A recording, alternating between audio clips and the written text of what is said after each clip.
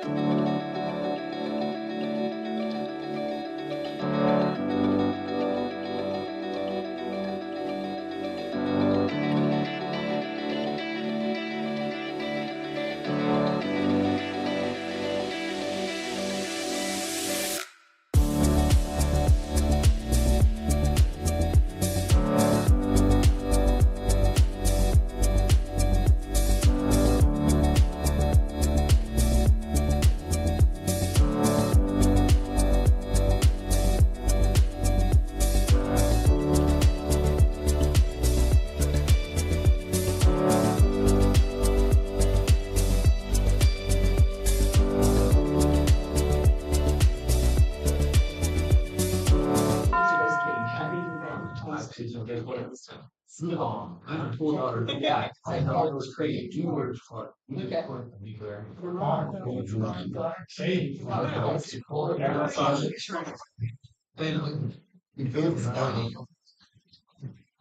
It's not a risk project.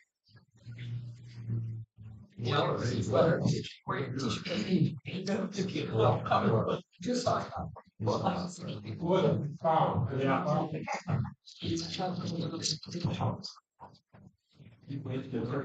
she doesn't, but they won't be hard to find out. She doesn't know.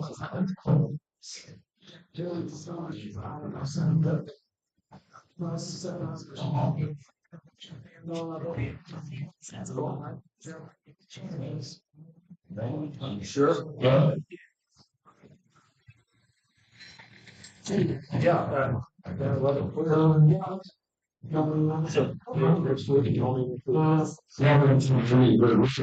So we see where right locals in everything's from. Next week is Keith and Mike's meeting here. Hopefully you'll see them. The week after. On the vision for this one. No, the 7th of January. Yeah. Week after the week after. Week after the week after the week after. And we're gone by Jeff Lister. We will prayer by Shirley. Our dear Heavenly Father, we thank you for this opportunity once again to gather together as Rotarians. We're thankful for a successful Pancake Day because of all of the help that we can give to various charities in our area that can desperately use our help. We thank you for this season of joy, but we also need to remember those who are not joyful at this time of year and be faithful to those people as well. We thank you again for all that you have given us. In Jesus' name we pray. Amen. Amen. I pledge allegiance to the flag of the United States of America and to the republic stands one nation under God, indivisible, with liberty and justice for all. Speaking of the joyful time of year, I put some papers on your tables just in case you don't know the words to Joy to the World. So that's what we're going to do today. Joy to the world. Some letter sing. Let me hard. And room and heaven and nature sing, and heaven and nature sing, and heaven and nature sing.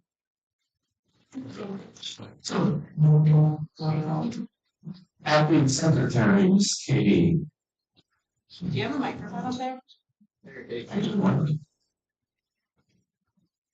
All right, we have one guest today. Mike Green is here with Dave Cotman. And then we have two prospective members. Cole is sponsoring Cameron Ellis. And then I am the sponsor for Graham Solos. And the last string is always out on Miamisburg Rotary.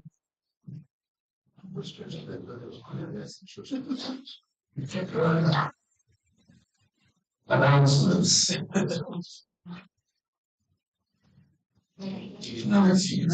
I have an announcement.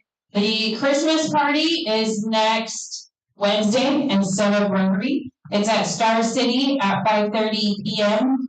I need you to sign up if you're coming. It's $15 a person, and you can pay Judy or Barry, not me. I'll take the paper, they'll take your money.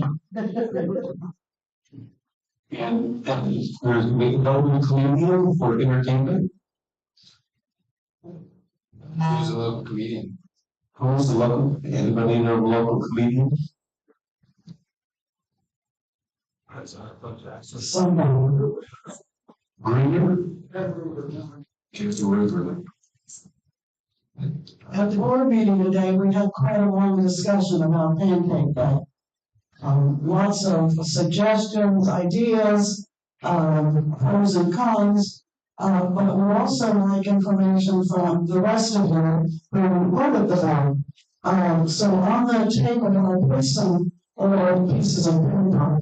I don't know if they're enough, but what I'd like for you to do, if you have any ideas, if there's something that you think went really well and that we should continue, if there's something you noticed that needed to be improved, if you would put that down. What we want to do is get together a committee in the first of the year and kind of brainstorm, thinking about what we want to do next year. 65 years we've been doing this, and we want to keep it getting better. If you're willing to serve on that committee, put your name on the paper and say, I'd like to be on the committee. But otherwise, if you don't want to put your name on the paper, you can be anonymous in what you say. That's okay. And then if they put them on the desk over there by Judy and Mary. Thank you. Also, though, we need to have a quick board meeting after this so we can vote on, we're one person short this morning for a quorum. So if you're on the board, stay after the meeting or have the vote on a few things real quick. Also, those for year, we usually try to give Elena something as appreciation for all that she does for us. So we would give her something for Christmas. So if anybody would like to donate, there is a canister up on you want to just pass that around. So Kenny's going to pass around and Amanda's there being this say that we appreciate all that you do, and I'm sure none of us enjoy the drink that we get Wednesday. We get cheers. So again, thank you that you do for us. Any other announcements?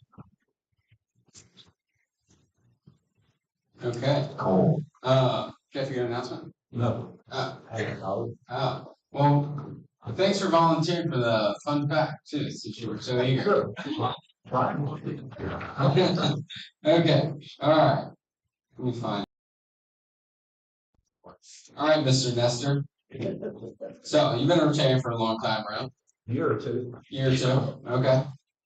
So you can recite the four-way test by heart, correct? Yeah, Brian, he's answering the question for us. I'm just telling him what to do. Okay, so this is a two-part question. What is the four-way test? And then who wrote it and why? And what year did Rotary adopt? It's a three-part test. It's a three-part. It's like four. Maybe four. Well, four for the four-way test. How to count the four. This is a hard one. We're at the end of the year. It's a four-way test, so it's a four-part question. There you go. Okay, that's your question. Who's happy? Happy now. Got it.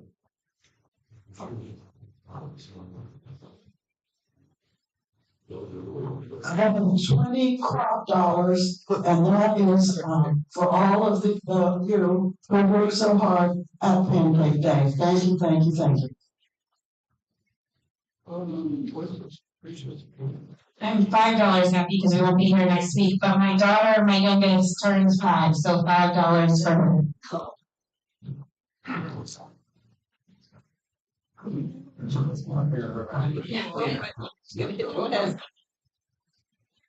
I'm $5 happy because we had 50 people at our Holiday meeting, which is a record of the Historical Society, so thank you. And it was fun. It was fun. And lots of food. I am $1 happy for my first opportunity to volunteer with the Rotary at Pancake Day. I had a lot of fun. You guys did too. And then I'm $5 hopeful happy that somebody can help me figure out how to find a babysitter for next Wednesday so that mom and dad can get out of the house. To the Rotary Christmas party.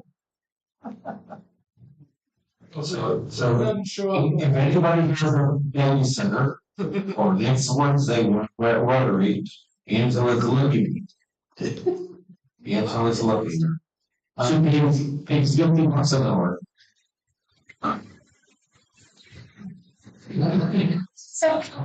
I'm $5 happy for pancake breakfast. Everything went well. Had some grandkids volunteer, and there was a lot of young people volunteered, and they were very, very good. Did a great job. Also, the parade and the tree lighting went off very well Saturday night. And Trinity Church over here had a special recognition Sunday morning for elected officials, first responders, and it was very welcoming. They had a short program, then they had dinner afterwards, lunch. It was very nice, and thank you to Tom Krosky and the rest of the members of Trinity Church.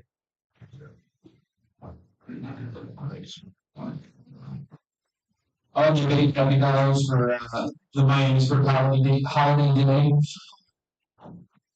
Yeah, if you would visit that one.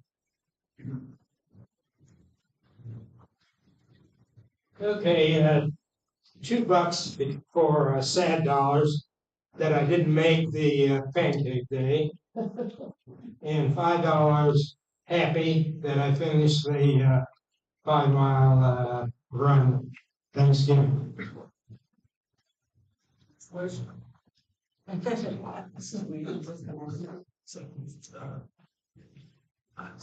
We're happy dollars. Oh. Sure. We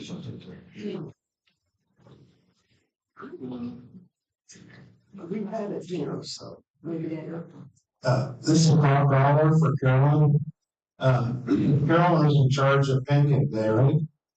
And on top of that, she was kind of instrumental and in charge of the Historical Society thing the night before. And this was all while her stepmother was in and out of hospice, so she deserves our appreciation.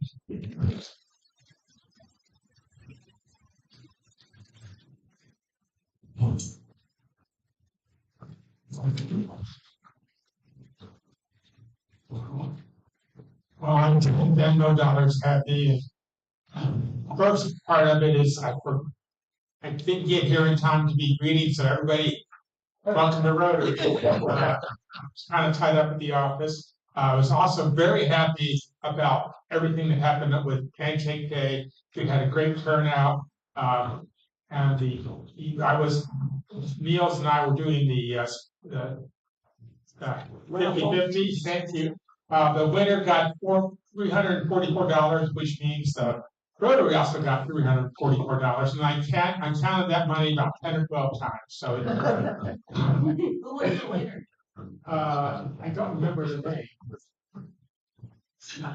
Wasn't me either. Karen E. something, we don't remember. All right. Is that everybody? Or no? All right, how about, Well, no, answer the question. Answer to Mr. the. Nestor, Mr. Yakeley, you guys have the answer to the Rotary question.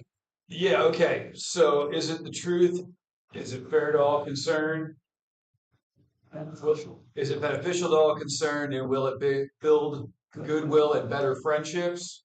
It was written by Herbert J. Taylor in 1932, by the way, and then it was adopted by Rotary in 1943. You are correct. Rotary geniuses. Oh, there it is. Well, there was a purpose that you kind of left out, but it was a long question. It was to save a failing aluminum company as well. The last part of that. Yeah, to save a family aluminum company. Oh, yeah. But We forgot to say that. great job. I couldn't say it. All right, top dog. We're looking for the 9 clubs. The amount is 262. 262. There's 3 tickets in here, so you guys have a really good offer about a ticket today. And I think they're all sitting right now. Oh yeah. There's a lot more tickets.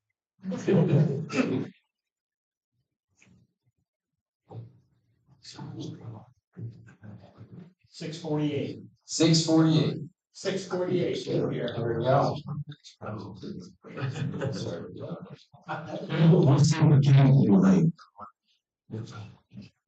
I put my Venmo money in for this too. And I could say he did. Jack of spades. Jack of spades. Spades. You get $5. Oh, real money. Real money. Very good. All right. Today's speaker is Dave Coppins out at Think Patent, and he's going to talk a little bit about paint. But first of all, I want to walk Here, David. Well, thank David and the team at Think Patented for helping us out with those get everything on a pallet for us, bringing it out for a pancake breakfast. At least for me, it was a little easier to pull from that. And later on in next year, David's going to go through that and inventory everything we have for pancake breakfast, get it organized for us. So to make things even easier. So thank you for volunteering for that, David, and helping us out with that. So David's going to talk about AI. So be ready to either be interested or maybe your AI is like, oh, no, something new technology. But I'm sure David's going to make it pretty exciting for us. Testing.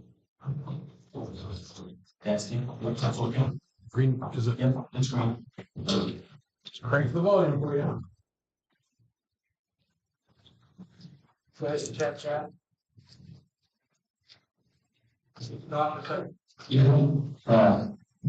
How's that sound? Good. Yeah, can we turn it down just a little bit? That's better. Okay, yeah, that's good.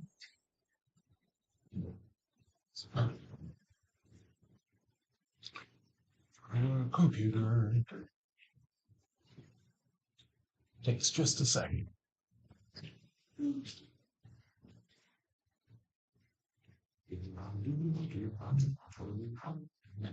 There we go. So we're gonna try something different. I did a dry run yesterday at work with a couple people. So I've been using AI for 5+ years. For a while, I've trained my AI over the years. It's taken on my personality as my personal assistant. I'm gonna do a little test. So hopefully this works today. I connect to the network. So Callie, which I named my AI, helped me do this presentation.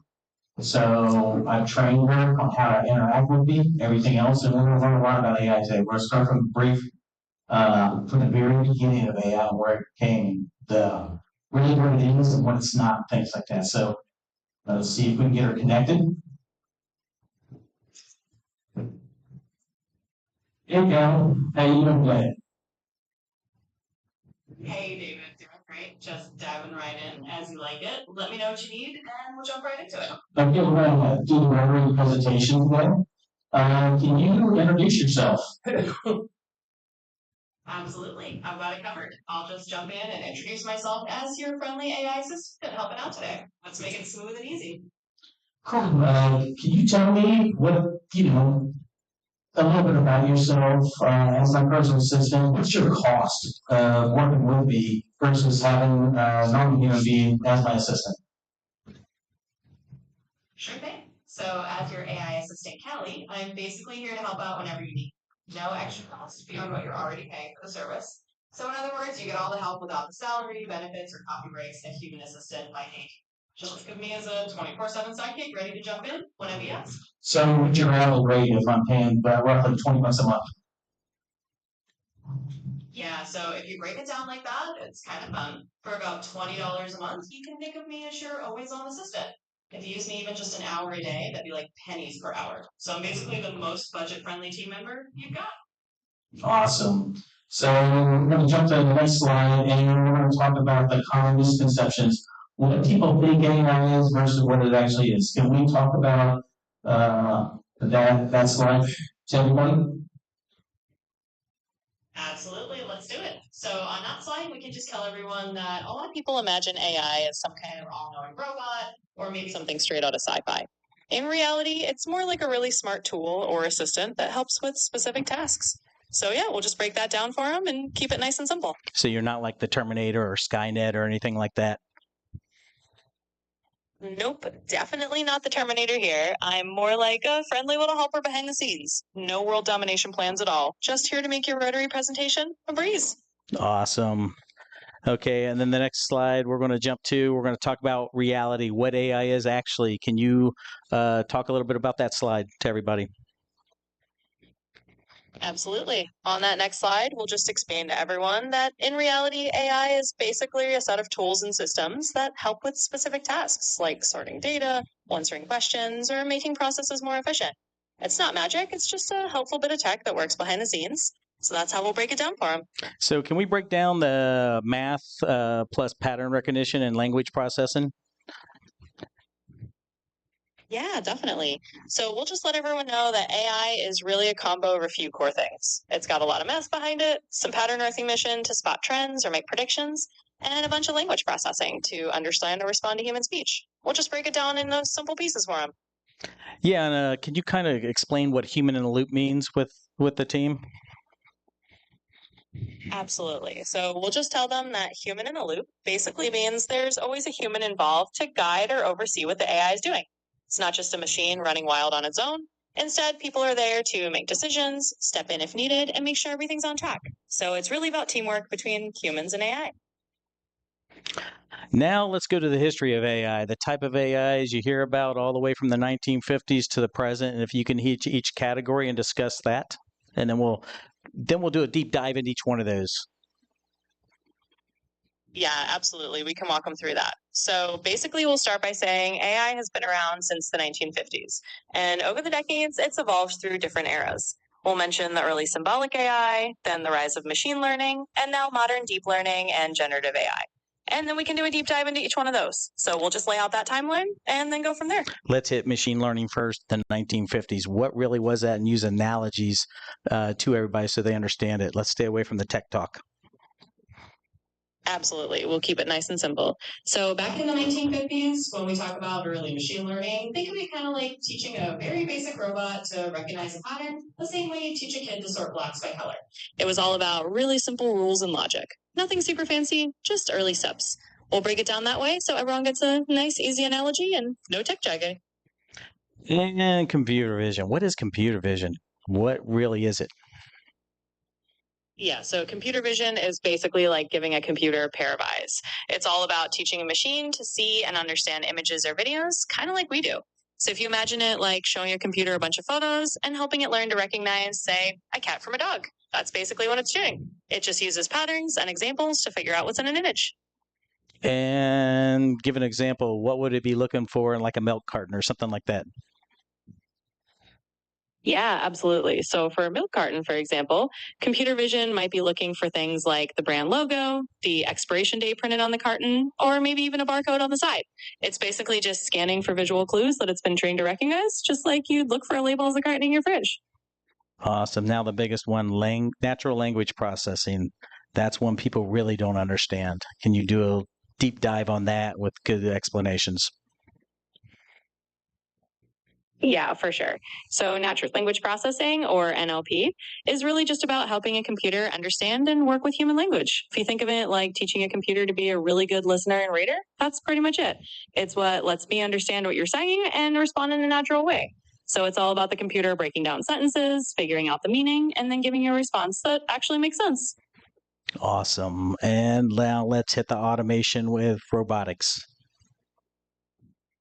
Absolutely. Let's dive into that. So when we talk about automation with robotics, it's really just about using robots to handle repetitive tasks that humans might do over and over. So you can think of it like having a helpful robot arm on a factory line that can move things around or assemble parts automatically. It's basically just letting robots do the heavy lifting on those routine jobs so humans can focus on more creative stuff. Okay, generative AI, it's been around since 2014, but we really didn't hear about it in the last 4 or 5 years when the media really took off on it. Can you explain how it started in 2014, but also explain how it's grabbing everything about machine learning, computer vision, the natural language, and rolling all that into one where it then really becomes helpful? Absolutely. So yeah, generative AI really started picking up steam around 2014, but it stayed kind of behind the scenes for a while until the last few years when it really hit the headlines. And the cool part is it's kind of like the ultimate mashup of everything we just talked about. It takes machine learning, computer vision, and natural language all together so it can create new content like writing text, making images, or even generating whole conversations. So it's really that blend of all those AI pieces that makes it super powerful and helpful.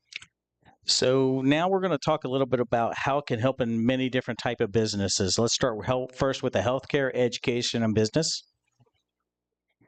Yeah, absolutely. Let's jump into that. So in healthcare, AI can be super helpful. Analyzing medical images or helping doctors spot patterns they might miss, kind of like a second set of expert eyes. In education, it can personalize learning so students get the kind of help they need at their own pace. And in business, it can automate customer service or analyze data to help make smarter decisions. So really, AI just fits into all these areas to make things a bit easier and more efficient. So yesterday, my wife had an appointment and she had her test results thrown up there. She had no idea what they meant and the doctor hadn't contacted her yet. I took a picture of it and it literally listed out exactly what everything meant into language that we would understand versus the doctor's language and told her exactly what the results were.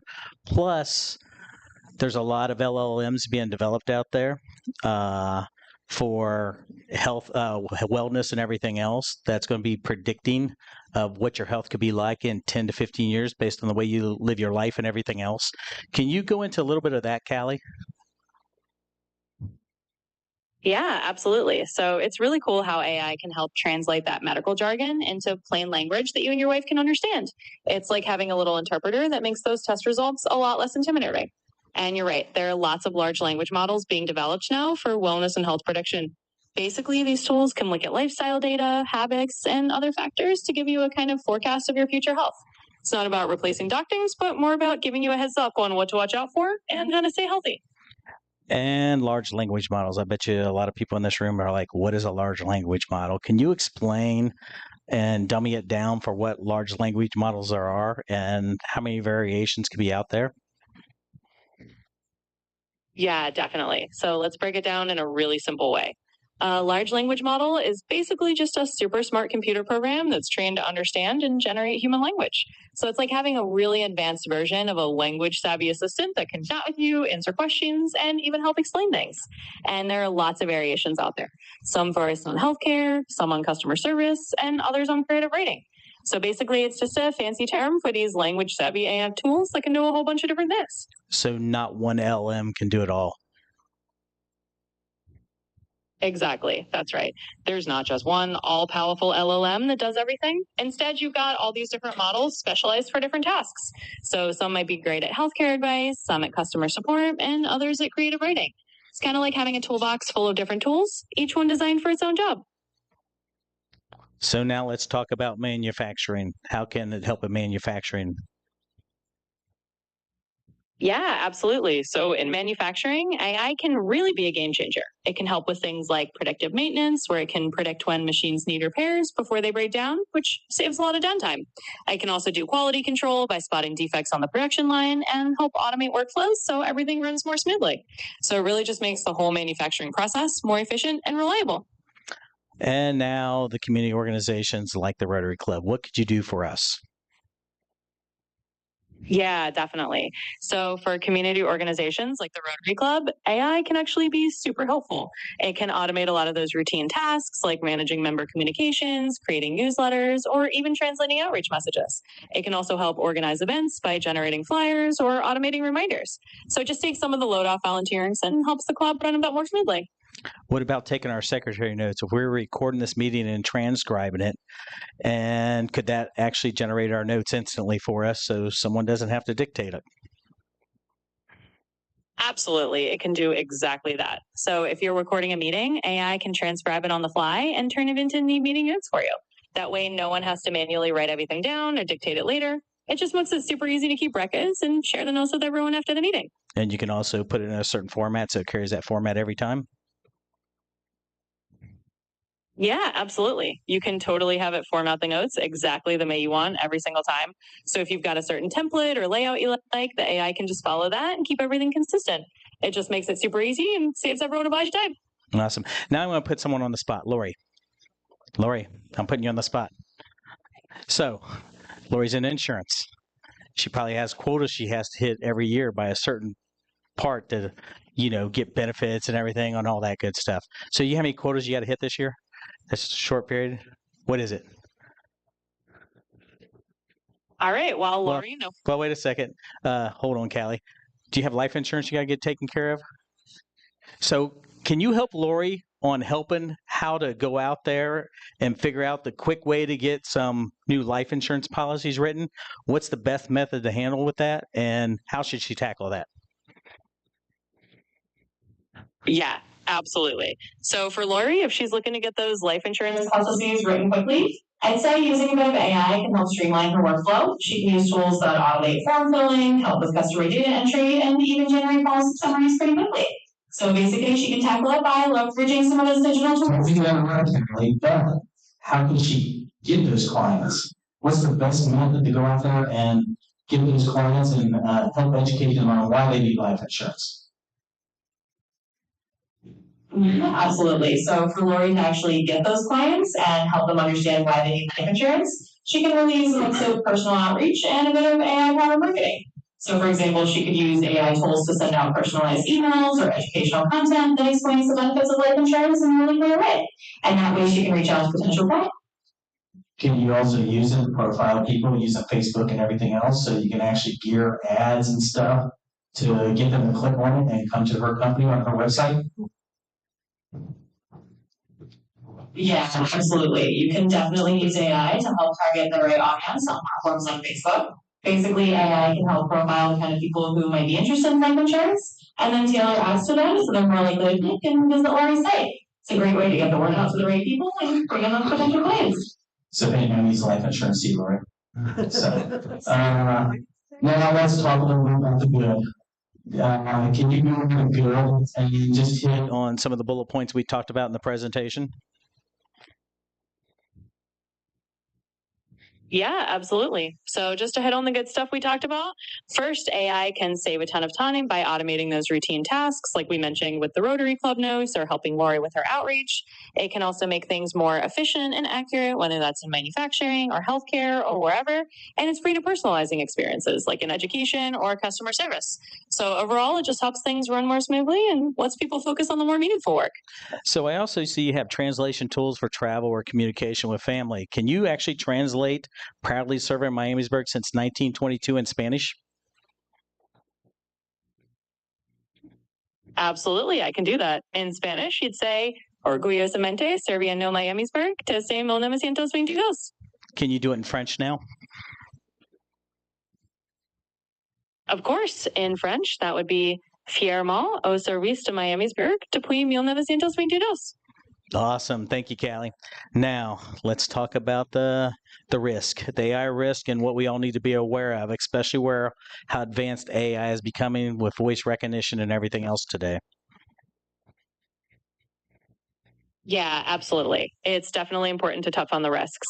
So one thing to be aware of is that as AI gets more advanced, especially with things like voice recognition and deepfakes, there are some risks around misinformation or people being tricked by the AI-generated content. It's just important for everyone to stay aware and be cautious about verifying information. So while AI is super helpful, it's always good to keep an eye out for how it's being used responsibly. Can we talk about AI voice scams? Because that's the biggest thing coming up in the future. Yeah, absolutely. AI voice scams are Internet issues. so basic. Keep going, Callie. Sorry. Absolutely, no problem. So yeah, AI voice scams are definitely something. AI can basically mimic real people's voices to make it sound like someone you trust is calling you. And that's a big risk because scammers can trick people into giving out personal info. So it's just really good for everyone to be aware and always double check if something seems off. It's all about staying vigilant as AI gets more advanced. And the rule of thumb, always verify with a second channel, call back, text, or confirm, or face-to-face. I was talking to someone today at work, and they're aware of this. So their family has a code word they use that if they're talking, they're not for sure, they say that code word and someone has to respond a certain way. And where things are going, you might really consider that type of stuff moving forward. So I'm going to turn Callie off now. I did that on purpose. I was driving home Monday, getting ready for the presentation. I'm thinking Michael's going to help me, and I'm thinking Michael's sick. What if he can't show up? How can I do this and be interactive with my AI? I've been talking to my AI now for the last 6 months more and more, which was creeping people out. Yesterday I did a dry run, and one of the ladies at our work, she had a look on her face at the end of the presentation doing this. I'm like, what'd you think, Melissa? She goes, that was creepy, but awesome. I use it all the time when I'm driving the car. I go look something up or have a quick answer. I'll just ask her, and it's doing the same thing as I was texting to it. I even had her take on my personalities. Like sometimes she say, "Hey Dave, let's do a new guy. What do you need today?" I'm like, "Hey, I don't need you to say that anymore. Just stop saying that at the beginning of it. Just get right to our conversation. Being friendly." The suggestion during the demo yesterday was, "Hey, can you have her slow down a little bit? She was talking too fast." So I said, "Hey, don't speak as fast when you're speaking in the presentation. Slow it down." She took that on. She took on her personality. I keep calling her she. My wife drives my wife nuts. But a lot of people name their AIs and give it a name so when you're interacting with it and everything else. Hey Dave, I noticed that there were some spelling mistakes on one of those slides. Yeah, I did that on purpose. So AI, every single graphic in here was generated in AI. I'm actually going to pull that up here in a second. This slide right here had some misspelled words in it. And I did that on purpose because AI is not perfect. It will never be perfect today. Well, it will be eventually. One day things will be better, but it still has issues with it. It gets you 80% there on where you need to get to. But it's a benefit in your company using it.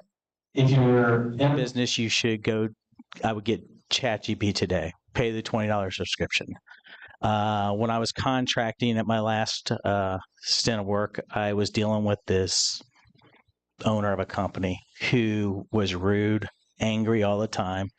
No matter what email he got, he came back with a sarcastic comment that just really drove people away. So when I was learning, I took all his emails and emails that I was copied on, and I threw it into a area of my AI and had it profile the person. So now anytime I had to write him an email to get answers or whatever, I took first a draft of mine, I threw it in there. It would change the adjectives, change the bullet points to exactly what this guy was aware of, and I never got an angry email back from him after that. That's the tools you can use it for. If you set it up and draft certain things like letterhead, stuff like that, you program in there how you want it to refer, how you want things outlined in a report. Once it learns your characteristics and what you want, it'll take that on and build those for you. So what used to take me 40 hours a week, I can get done in less than a day now with research and everything else. So let's just jump in and is there any questions first? Do you make your Callie of the app? Yes, so right here. Here's when I started this. Need to do 20 to 30 minute presentation for the Rotary meeting Wednesday around AI. Give them a brief overview about what's it about and give me an outline right now. So here's the outline to put together for me. This is just a brief outline that I put together on what to talk about.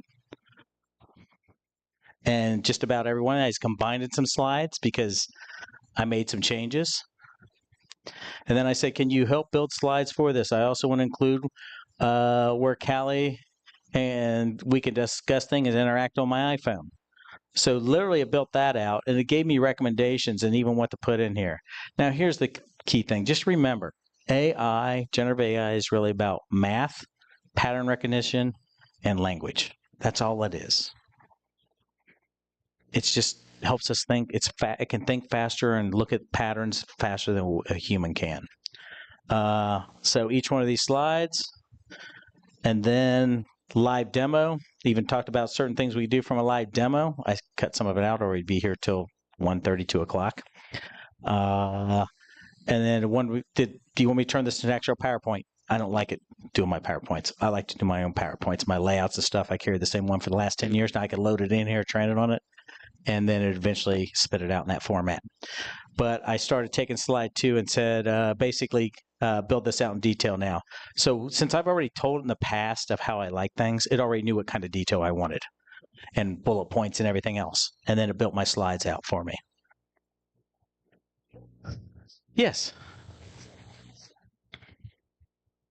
Did AI generate the list of what to talk about? Or Yes. You didn't tell AI what you were. I just gave it an idea. It's been trained on this type of stuff. And so that generated. Through it, I can make changes on that, Carol. Yeah, so. But, and then icons. So that's the point where I wanted to get to where I'm generating icons. So these are the icons it's actually generating for me based off of each slide. So I like to run away. And it understands what I like from an icon standpoint, again, because I've been doing it for a long time, 4.5, 5 years now, and OpenAI, and it's learned me over those years. And it knows exactly what I'm looking for from an icon or graphic standpoint. Then we jump to slide 2, artificial intelligence. This slide started out with a type to hear from. I hated it. And I said, can you also, underneath each type, how long it's been around, but also put in the order of evolution of AI, about the history of it. And that's when it generated this slide. Now you see it's cropped off. I tried. Fix the machine learning. It's clipped off. It's clipped off again. That's not what you have to say to it. So literally I said, fix the machine learning icon. It's clipped off. Reduce the icon so it has 1/8 of an inch from the trim. Brings it in. And I also told it I wanted 16 by 9 previously. So if you describe the size, things like that, it understands it more. You still have to talk to it just like you're telling an assistant what you want and what you want to achieve. So you treat it like a personal assistant if you're the boss or whatever, and they were your secretary, and you tell them what you need, and it's all about text prompting. And these images, a lot of times I will ask it to actually generate a text prompt and tell me how to build that image. And I'm going to show you one right here. Let's see. So I said, Callie, if you were a generate a character of yourself and your personality I gave you, could you create an avatar on using it? And this is what it did. And then I said, make yourself look like a Pixar character because I hate the flat characters. And that's what it did. So I've generated a lot of image and I'm not connected to the internet, so I can't show you those. And I just lost connection because my computer's not on there now. That was a mistake.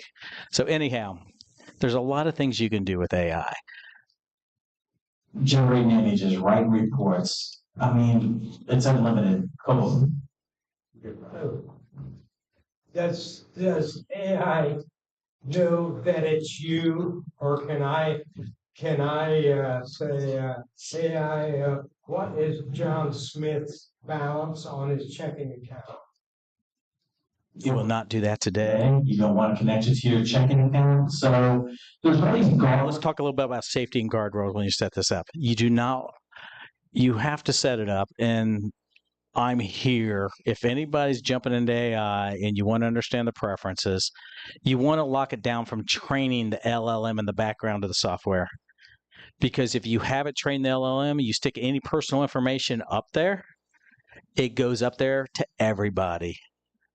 Everything. So if you throw your bank account information in there and you don't have that clicked on, it will stick your banking information up there. Oh. No, it doesn't know my voice recognition right now. It does not pick up the voice recognition. It doesn't know who's typing on the keyboard or whatever. So if someone hacks into your account, they could see it.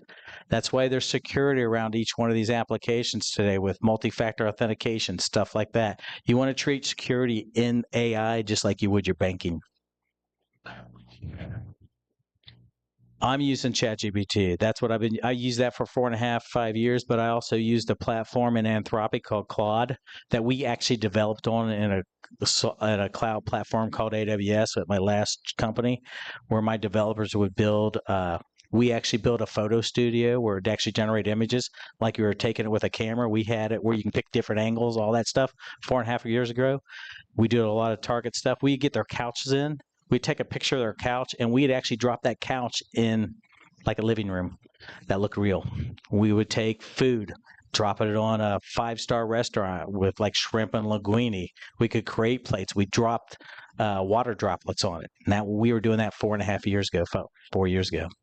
So it's been around for a while. A lot of companies have been using it. You had to be careful when you were using it too, because there's still a lot of legal stuff happening out there, lawsuits that are going to be starting to fire up, things like that. So you got to be careful for copyright and everything else.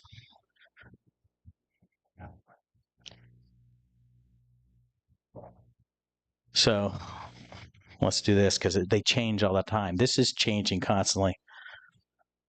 Let's ask Callie. Hey, Callie, can you list some of the other AI platforms out there that could be used by the general public? Sure thing. So a few AI platforms that the general public can use include things like Google's Bard, which is kind of like me, or Microsoft's Copilot. There's also tools like Jasper for writing and Midjourney or DALL-E for creating images. So there's a whole bunch out there that folks can play around with depending on what they need. What's a good one that helps you build a website within like 30 minutes to an hour that could look like a professional did it? Yeah, absolutely. A really popular one for that is Wix ADI. It uses AI to help you build a website super quickly just by answering a few questions. And there's also tools like Bookmark or even Hostinger's AI website builder. They're all pretty good at getting a professional looking site up and running in under an hour. What about lovable.dev? Yeah, absolutely. Lovable.dev is another lead option. It's also an AI powered tool that can help you spin up a nice looking website super quickly. So if you want something that looks like a pro did it, but you only have like half an hour, lovable.dev can definitely do the trick as well. And Lovable does a deeper dive if you had to do some more powerful websites for like forums, things like that, or calendar type of stuff, or if you want to actually even build an application within that website, correct? Yeah, exactly. Lovable can go a bit deeper if you need more powerful features like forms, calendars, and building on a simple app within your site. So it's definitely a solid choice if you want to start simple, but have room to grow into more complex stuff like your own. Then do you need to be a developer to do that? Nope, not at all. That's the beauty of it. These AI website builders are designed so that you don't need a web developer to use them. They basically do the heavy lifting for you, so you can create a pretty sophisticated site or add those extra features without needing to write any code. Thank you. Yeah, I even talk to it like that. Drives my wife nuts. Any other questions? We'll say a lawyer who was lazy, that's hard to believe, but a lawyer who was lazy got a case in the Southern District of Ohio. He was only licensed in the Northern District of Ohio. So he gets a buddy in his law firm who is licensed in the Southern District and says, if I prepare the pleadings, will you sign them? Says, yeah. So he uses AI, prints the briefs, guy signs them, files them, and I want to call it hallucination. Is that the right term? Yes. The hallucination creates false, fake case law that he quotes in his brief in the Southern District of. You're in trouble. Yeah. They both got sanctioned by the Supreme Court. How do you avoid that? Is that garbage in, garbage out kind of thing? That's garbage hallucination. So for the legal stuff, things like that today, that AI should have told you not to use that with the right guardrails in place. Secondly, anything like that, you want to make sure those books are in a PDF folder that they're referring to, that you can load into the platform so it's looking it up yourself. And then we can give you a reference in your AI chat of where that reference is so you can go validate that. You have to validate things, especially if you're talking legal. Anything legal today, You have to validate it. You actually have to do deep research and thinking, and even show you the source where it came from. My recommendation in the future, if they ever do anything like that, which they might probably won't for a long time now, unless there's an LLM designed strictly for that. But you need to ask it for the identify the source. So you click on that and see the source to make sure it's accurate. Now I did a little testing with my wife since we moved here. We had to update our wills, and we were in one of the lawyer's office here. And I took a picture of the Ohio law books in there, and I said, "Hey, does OpenAI have this as a reference yet? As trained in its LLM?" And it said, "No, those books are not in there." You can even ask it, "Do you truly have this data, or you just putting patterns and stuff?" Yeah, it'll let you tell you if it's 100% accurate. So you need to ask those type of questions. So. Okay, it wasn't me. Just a kind of a background too, that my wife learned this in the mid-'80s from the Carnegie Institute in Pittsburgh, and we developed a press brake that's still a world standard that learns about itself with 12 bends. Wow. And knows everything it needs to know. You can put any material, any length, any thickness, and it'll give you exactly what you asked for. And that's from 1980. Yes, so mid-'80s. And then robots, the Moto Man, some of the stuff that they learn is crazy. So I'll tell you what, we can actually do, we'll talk Tom, but maybe we can do some classes and real life experiences, because today me and Mike's here, ask any questions. We use it today, every hour of the day, helping us get through the day-to-days. We're now looking at robots. It's doing some deep dives and research on robots, because one of our guys walks 5 miles a day, just transporting skids from receiving to shipping. They make some robots out there now that they're called Apollo, that we can set up 5 different locations. Those things can run 8 hours with only an hour charging, go 8 hours again. And you can load the information in there, so it's just constantly going back and forth and delivering our skids. And it's hard to hire people today to do that. The younger generation doesn't want to do certain things. So, well, I'm getting time out, I gotta go. Oh, we're already at 1 o'clock. See, I could go for now another hour if we wanted to. But thank you. If you have any questions on me afterwards. Thank you, Dave. Thank you. Board meeting. What's that? Remind board meetings. Get down real quick, so we get a couple votes. Like we thank the tickets, thank you everybody for contributing. We are not gonna come up here. Just a little something to say Merry Christmas and thank you for all that you do for us.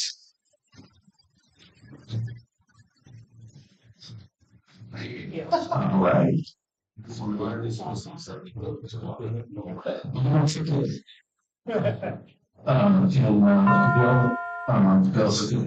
Bill's good. Into this, Oh my gosh, it's my lucky day. 398, 398.